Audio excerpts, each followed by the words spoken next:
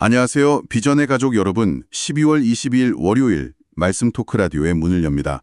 하루를 마무리하고 한 주를 시작하는 이 시간, 그리고 이 땅에 우리를 위하여 오신 예수 그리스도의 탄생을 기념하고 기대하는 마음으로 어제 나눈 말씀을 다시 한번 되새겨보는 시간이 되길 바랍니다. 오늘은 어제 주일 설교, 내 삶의 찬양이 된 하나님의 초청으로 은혜를 함께 나누겠습니다. 임신 테스트기 다들 아시죠? 그 3분의 시간? 네. 그 결과를 기다리는 3분이 꼭 3시간처럼 느껴지잖아요. 희망과 불안이 막 교차하는 그 순간. 그렇죠. 목사님은 천사가 떠나고 홀로 남은 마리아의 마음이 바로 그 3분과 같았을 거라고 이야기하면서 문을 엽니다. 자, 이 지점부터 한번 들어가 보죠. 좋습니다. 목사님이 우리가 흔히 생각하는 것과는 전혀 다른 그림을 제시해요. 어떤 그림이죠? 마리아가 말씀대로 내게 이루어지이다 이 순종의 고백을 한 뒤에 천사가 떠나자마자 막 기쁨의 찬양을 불렀을 거라고 상상하기 쉽잖아요. 네, 보통 그렇게 생각하죠. 성화에도 막 빛이 나고. 그런데 설교에서는 그 고백과 나중에 터져나오는 그 찬양 사이에 엄청난 시간적, 심리적 공백이 있었다고 지적합니다. 공백이요? 보이지 않는 갈등의 시간이었던 거군요. 바로 그거죠. 바로 그 공백에 주목하는 게 이 설교의 백미라고 할 수 있습니다. 마리아를 그냥 성화 속 인물이 아니라 우리처럼 고뇌하고 불안해하는 한 명의 인간으로 끌어내리는 거죠. 맞아요. 그래서 목사님은 마리아의 순종이 아름다운 고백을 넘어서 목숨을 건 모험이었다는 점을 굉장히 강하게 강조합니다. 이게 그냥 수사적인 표현이 아니더라고요. 절대 아니죠.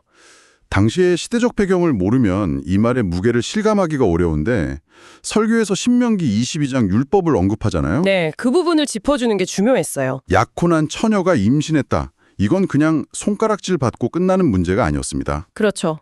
공동체의 질서를 파괴하는 중범죄로 취급돼서 마을 사람들이 던지는 돌에 맞아 죽을 수도 있는, 말 그대로 생사가 걸린 문제였던 거죠.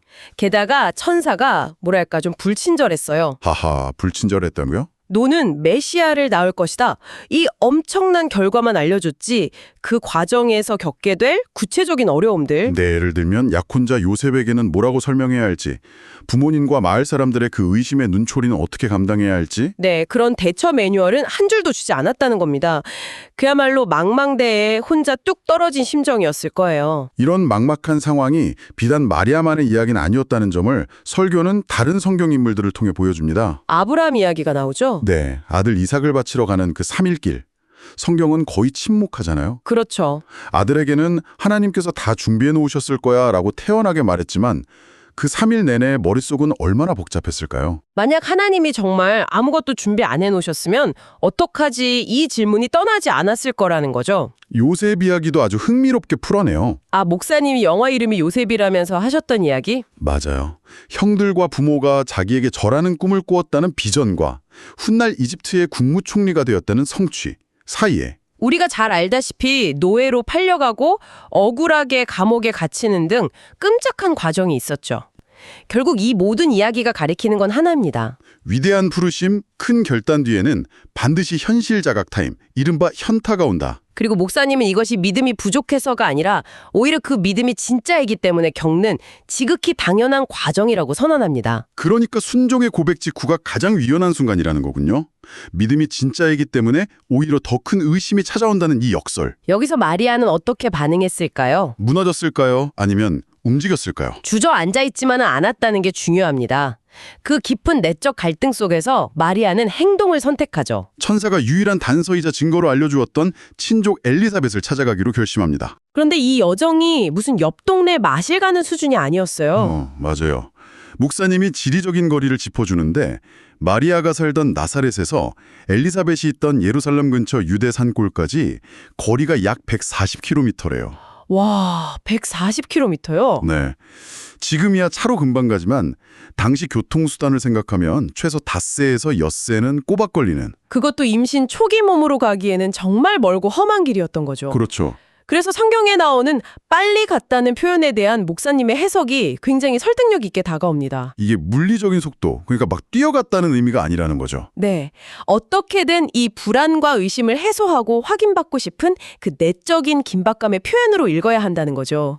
마음이 너무 급해서 발걸음을 재촉할 수밖에 없었던 마리아의 심정이 담긴 표현이군요. 바로 그겁니다.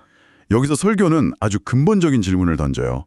이미 하나님께 믿음으로 고백한 마리아의 마음에 왜 이런 불안과 의심이 스며들었을까? 첫 번째 이유는 당연하게도 그녀가 우리와 똑같은 인간이었기 때문이고요. 네, 그리고 두 번째 이유가 영적으로 굉장히 중요한 포인트더라고요. 맞아요. 목사님은 사탄이 바로 그 순간, 즉 위대한 순종 직후에 연약해진 틈을 노린다고 설명해요. 네가 만난 천사가 진짜일까?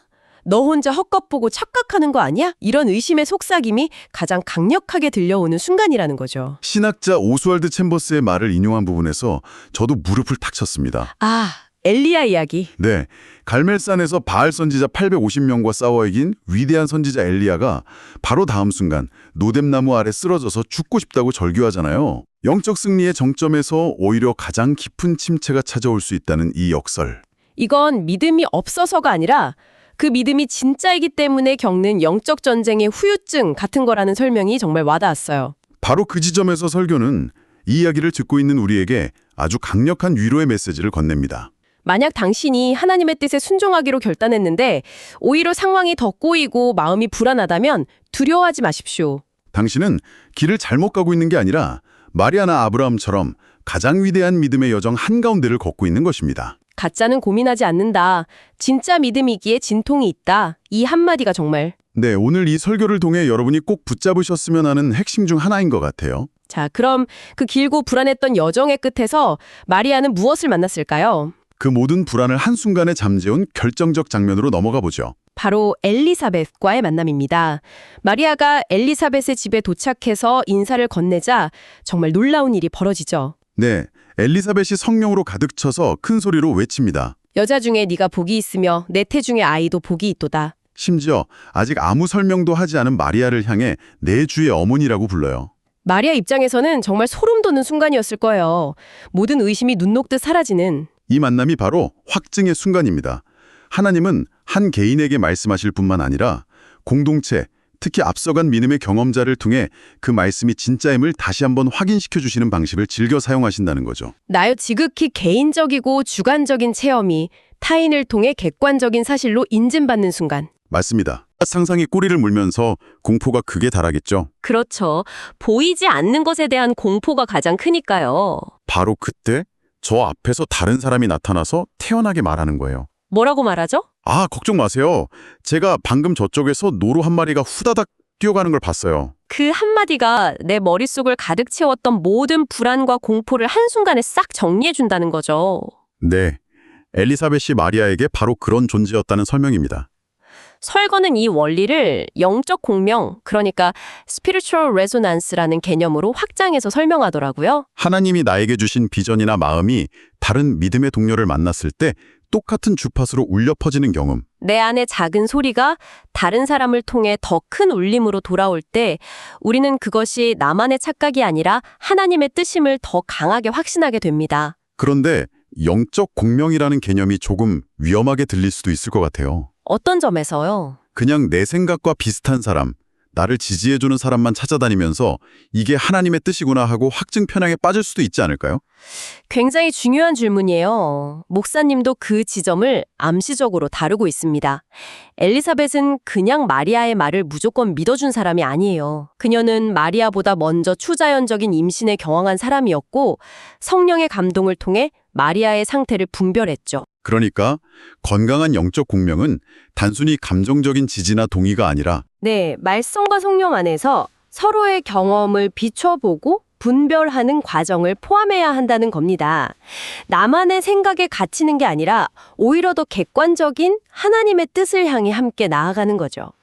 분별의 과정이 반드시 필요하다는 거군요. 그렇죠. 일본의 카쿠레 키리시탄, 즉 숨겨진 기독교인 이야기는 이 영적 공명의 또 다른 측면을 보여줘서 정말 인상 깊었어요. 250년간의 혹독한 박해 속에서 이들은 서로가 신자인지조차 알 수 없었잖아요. 발각되면 즉시 죽음이니까요. 그래서 그들이 고안해낸 암호가 너무 가슴 아팠어요. 집에 손님이 왔을 때 앉아있는 사람은 둘인데 찻잔을 3개 내놓는 거예요. 성부, 성자, 성령을 의미하는 세 개의 찻잔. 네, 그걸 보고 상대방도 침묵 속에서 고개를 끄덕이는 것만으로 당신도 나와 같은 사람이군요. 나 혼자가 아니었군요. 하는 엄청난 위로와 힘을 얻었다는 거죠. 어떤 웅변이나 설교보다 강력한 확인이었을 겁니다. 당신은 혼자가 아니다. 라는 그 무언의 메시지. 저는 이 이야기에 정말 소름이 돋았어요. 이 모든 이야기는 결국 청취자인 여러분에게 이렇게 연결됩니다. 당신이 흔들릴 때 당신의 공동체나 믿음의 동료가 바로 당신의 영적 엘리사벳이 되어줄 수 있다는 겁니다. 그리고 목사님은 한 걸음 더 나아가 우리 자신이 다른 누군가에게 그런 존재가 되어 주어야 한다고 권면하죠. 자, 이렇게 엘리사벳을 통해 완전한 확증을 얻은 마리아. 그제야 비로소 굳게 닫혔던 입을 열어 하나님을 찬양하기 시작합니다. 이게 바로 우리가 마리아의 찬가, 혹은 라틴어 첫 단어를 따서 마그니피캇이라고 부르는 노래인데요. 목사님은 이 찬양이 그냥 기분이 좋아서 흥얼거리는 노래가 아니라고 말해요. 불안과 의심, 두려움이 한꺼번에 터져나오는 뭐랄까 영적인 폭발과 같다고 설명합니다. 여기서 설교 초반에 현타와 대비되는 화산 폭발 비유가 다시 등장하는데 굉장히 설득력이 있습니다. 네, 그 비유가 아주 선명했어요. 목사님은 화산이 산 정상, 즉 우리의 피상적인 감정에서 터지지 않는다고 말해요. 지표면 아래 단단한 안반층, 즉 우리의 이성이나 논리를 뚫고 터지는 것도 아니고요. 그럼 어디서 터지죠? 진짜 화산은 훨씬 더 깊은 곳, 지구의 핵과 맞닿은 멘틀에서부터 모든 것을 뚫고 올라와 폭발하죠. 와, 그 설명이 정말 입체적이네요. 네, 마리아의 찬양이 바로 그런 것이었다는 해석입니다. 그녀 존재의 가장 깊은 중심부에서부터 터져나온 영적인 폭발. 그렇기 때문에 그 파급력이 엄청나다는 거군요.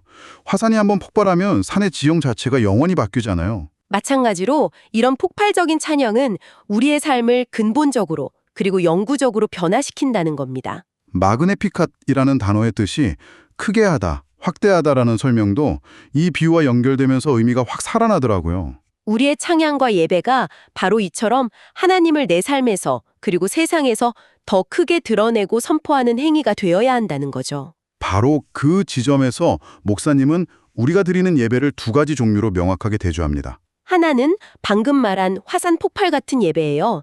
존재의 깊은 곳을 건드려서 삶의 근본적인 변화를 일으키는 예배죠. 반면 다른 하나는 모닥불 같은 예배라고요? 네, 이건 표면만 태우는 감상적인 예배를 말해요.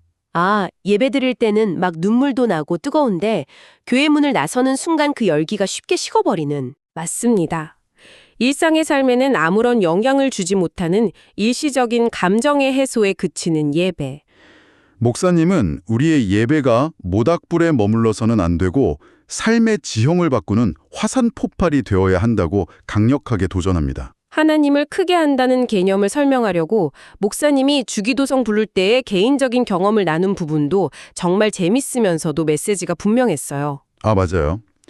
영원히라는 가사를 부를 때 하나님의 그 영원하심을 내 목소리로 조금이라도 더 표현하고 싶어서 음을 있는 힘껏 길게 끌다 보면 머리가 띵해질 정도라고. 그 유머러스한 고백이 오히려 더 큰 울림을 주었죠. 우리의 예배가 그만큼 하나님의 위대하심을 온 힘 다해 드러내는 행위여야 한다는 걸 아주 생생하게 전달하더라고요. 오늘 설교를 통해 우리는 한 신앙인의 여정을 정말 깊이 있게 따라가 봤습니다. 개인적인 부르심에서 시작해서 의심과 두려움이라는 깊은 골짜기를 지나 공동체를 통한 확증을 거쳐 마침내 삶을 송두리째 뒤바꾸는 폭발적인 찬양에 이르는 그 전 과정을 말이죠. 그리고 이 모든 여정의 가장 밑바닥에는 자신을 주님의 비천한 여종이라고 고백했던 마리아의 자세가 깔려 있었습니다. 자신의 자격 없음과 하나님의 전적인 은혜에 대한 깊은 인식이 모든 것의 출발점이었던 거죠. 결국 설교가 우리에게 전하는 메시지는 진정한 찬양과 견고한 믿음은 그냥 좋은 감정이나 긍정적인 생각의 산물이 아니라는 겁니다. 오히려 치열한 의심과의 싸움, 그리고 다른 믿음의 동료들과의 연결을 통해 단련되고 확인될 때 비로소 완성된다. 그럴 때 우리의 작은 삶이 하나님을 드러내는 거대한 산으로 세워질 수 있다는 것이 설교의 결론이었습니다. 비전의 가족 여러분, 이 시간 여러분의 믿음의 여정에서 의심과 불안이 찾아올 때 이를 함께 이겨내고 확증해줄 영적 엘리사벳과 같은 공동체와 연결되어 있으며 그 안에서 당신의 존재를 변화시키는 깊은 예배를 경험하고 있는지 생각해 보시면서 오늘 하루를 마무리하셨으면 좋겠습니다. 오늘도 함께 해주셔서 감사합니다. 비전의 가족 여러분, 주 안에서 은혜가 넘치는 하루 되세요.